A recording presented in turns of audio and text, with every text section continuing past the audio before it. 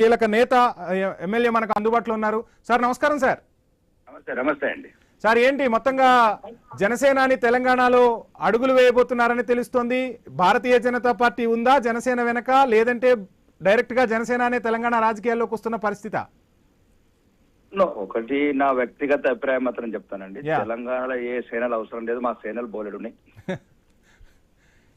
మన వ్యక్తిగత. రెండోది, ఒకసారి రాష్ట్రం విడిపోయిన తర్వాత ఇవన్నీ ప్రాంతీయ పార్టీలు, తెలుగుదేశం కావచ్చు, రకరకాల కావచ్చు అంటే నేను వ్యక్తిగతంగా చెప్తున్నాను. తమిళనాడు నుంచి ఆంధ్రప్రదేశ్ విడిపోయింది 1953లో. తమిళనాడులో ఆంధ్ర పార్టీలు ఎందుకు లేవు? ఆంధ్రలో తమిళ పార్టీలు ఎందుకు లేవు? ఒకటి. కర్ణాటకలో కూడా తెలుగు వాళ్ళు సగం మంది ఉన్నారు, ఎందుకు పోరు వీళ్ళు అక్కడికి? అక్కడ రెడ్డి అంతా సగం మంది తెలుగు వాళ్ళు ఉన్నారు.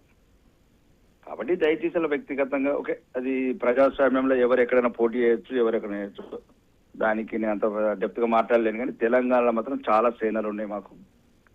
భారతీయ జనతా పార్టీ ఈ సేనలన్నీ ఉన్న అధికారంలోకి తీసుకొచ్చే పరిస్థితి లేవు. అందుకే జనసేనాన్ని తీసుకురావడం ద్వారా ఒక సినీ గ్లామర్ ను కూడా ముందుకు తీసుకొస్తే మళ్ళా కూటమిగా భారతీయ జనతా పార్టీ అడుగులు వేయబోతుంది అన్నట్టుగా కూడా టాక్ వినిపిస్తుంది. ఇందులో వాస్తవం లేదంటారా? గ్లామర్ బాగుంది, మాకు కూడా చాలా గ్లామర్ ఉంది. మాకు హీరోల గ్లామర్ ఏముందండి? ఇప్పుడు హీరో ఉన్నాడు, తర్వాత అంకుల్ పాత్రలు ఎత్తారు, అప్పుడు గ్లామర్ ఎటు పోతుంది? అంటే గ్లామర్ ఒకటే కదా, గ్లామర్ తో పాటు జన సమీకరణ కూడా చేయగలుగుతున్నాడని కదా నేను చెప్పింది. వినండి, మీరు గ్లామర్ అన్నారు కదా, గ్లామర్ కావాలా తెలంగాణ గుండె చప్పుడు కావాలా? తెలంగాణ గుండె ఒక్క నిమిషం. 20 ఏళ్ళ తర్వాత పవన్ కళ్యాణ్ తాత అవుతాడు, ఎంటికలు తెల్లబడతాయి, పండ్లు ఊడిపోతాయి, కళ్ళు గద్దాలు పెట్టుకుంటాడు, అప్పుడు ఎట్లుంటాడు? గ్లామర్ ఎందుకు ఉంటది? గ్లామర్ గురించి రాజకీయాలు మాట్లాడద్దండి. మీరు జర్నలిస్టు, తెలివైన జర్నలిస్టు. మరి రాకేష్ గారు మేకప్ తీసేసిన తర్వాత ఎన్టీఆర్ జనాల్లోకి వెళ్తేనే ఎన్టీఆర్ కు బ్రహ్మరథం పట్టిన పరిస్థితి కదా. కల్వకుర్తులు ఓడగొట్టిన జనాలు కదా, ముఖ్యమంత్రి అయ్యారు కదా. కల్వకుర్తులు ఓడిపోయారు కాదనట్లేదు, కానీ ముఖ్యమంత్రి అయ్యారు కదా సినీ గ్లామర్ తోనే కదా. నేను ఏమంటున్నాను, పవన్ కళ్యాణ్ గారు ముఖ్యమంత్రి కావాలని మనస్ఫూర్తిగా కోరుకుంటున్నా, ఆంధ్రప్రదేశ్ కావాలని కోరుకుంటున్నా. వీలైతే ఇబ్బంది ఉంటే కర్ణాటకలో కావాలని కోరుకుంటున్నా, లేదంటే గోవా. తెలంగాణలో మాత్రం స్కోప్ లేదంటారు.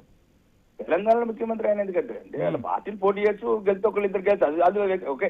ఇప్పుడు ఎవరైతే మిత్రుడు శంకర్ గౌడ్ అన్నట్లు పోటీ చేస్తే తప్పు లేదు, గెలిస్తే ఒకటి గెలుస్తుంది, అక్కడ వ్యక్తి వల్ల గెలుస్తుండొచ్చు, లేకపోతే ఆపోజిట్ ఉన్న క్యాండిడేట్ మీద విరక్తితో గెలుతుండొచ్చు. కానీ ఒకటేంటి, ఈ ప్రాంతీయ పార్టీలు ఈ దేశంలో ప్రతి ఒక్కరికి ఒక సందేశం కావాలి. జాతీయ పార్టీల వరకే మనుగడ ఉంటుందండి ప్రతి రాష్ట్రంలో. ఈ ప్రాంతీయ పార్టీలు ఒక రాష్ట్రంలో ఒక రాష్ట్రం సక్సెస్ అయిన దాఖలాలు లేవు. ఇంకా దానికన్నా ఇంకా మాట్లాడలేదు. ప్రాంతీయ పార్టీయే లేకపోతే ఈ రోజు తెలంగాణ వచ్చే పరిస్థితి కాదు, తెలంగాణ విడిపోయే పరిస్థితి కూడా కాదన్న టాక్ కూడా మరి బీఆర్ఎస్ నుంచి వినిపిస్తుంటుంది కదా. నేను అదే చెప్తున్నాను, ప్రాంతీయ పార్టీలు పక్క రాష్ట్రాల్లో మనగలేదు. ఇప్పుడు కేసీఆర్ కూడా భారతదేశం పార్టీ పెట్టి ఆంధ్రప్రదేశ్ శాఖ పెట్టాడు. ఇప్పుడు ఎవరైతే చంద్రశేఖర్ గారు ఉన్నారో, ఆదిత్య గ్రూప్ చైర్మన్, ఆయన కూడా పార్టీ అధ్యక్షుడు పెట్టాడు అక్కడ. ఇప్పుడు పార్టీ కార్యాలయం కూడా లేదు అలా.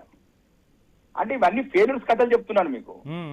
మీకు ఇంకా దాని మీద ఉబలాటం ఉంది, మీకు ఇంకా దాని చర్చించ. ఇప్పుడు ఇప్పటి వరకు భారతదేశంలో ఏ ప్రాంతీయ పార్టీ కూడా పక్క రాష్ట్రంలో పాగా చేసిన దాఖలాలు లేవు, ప్రజలను పాగాలు చేయడానికి తప్ప. మరి ఆ ప్రాంతీయ పార్టీల మద్దతుతోనే కదా జాతీయ పార్టీలు ఈ రోజు అధికారాన్ని జలాయిస్తున్న పరిస్థితి. తప్పు లేదంటున్నాం.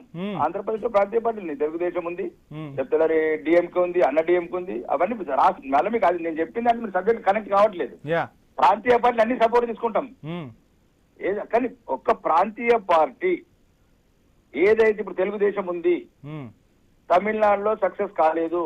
సో వాటి పరిమితి ఆ ప్రాంతాల వరకే అంటారు. అలాగే జనసేన కూడా ఆంధ్రప్రదేశ్ వరకే పరిమితం, తెలంగాణలో ఉన్నా గానీ పొత్తుతో పరిమితం గానీ అధికారాన్ని చెలాయించే పరిస్థితి కాదంటారా? అది మళ్ళా ఇది ఏందండి, కొట్లాడి తెచ్చుకున్న తెలంగాణ, పానాలు పోసి తెచ్చుకున్న తెలంగాణ, 4 కోట్ల తెలంగాణ ప్రజలు ఒక్కటై కొట్లాడి తెచ్చుకున్న తెలంగాణలా మీలాంటి ప్రశ్నలకు సమాధానం దొరకదండి. మాకు ఇంకా అమరవీరుల ఆత్మలు తెలంగాణ భూభాగం పైనుంచి ఆకాశం నుంచి చూస్తున్నాయి. ఎప్పుడు కాపలా కాస్తే ఒకవేళ మేము భూమి మీద ఉండి ప్రాణాలతో కాపాడలేమనుకో తెలంగాణ ఉనికిని, ఈ తెలంగాణ గురించి త్యాగాలు చేసిన 1200 మంది మాత్రం పైనుండి ఎప్పుడు దీన్ని కాపాడుతుంటారు, తెలంగాణను కాపాడతారంటారు పక్కా. Right sir. Thank you so much చర్చలో పాల్గొన్నందుకు. ఇక ధన్యవాదాలు.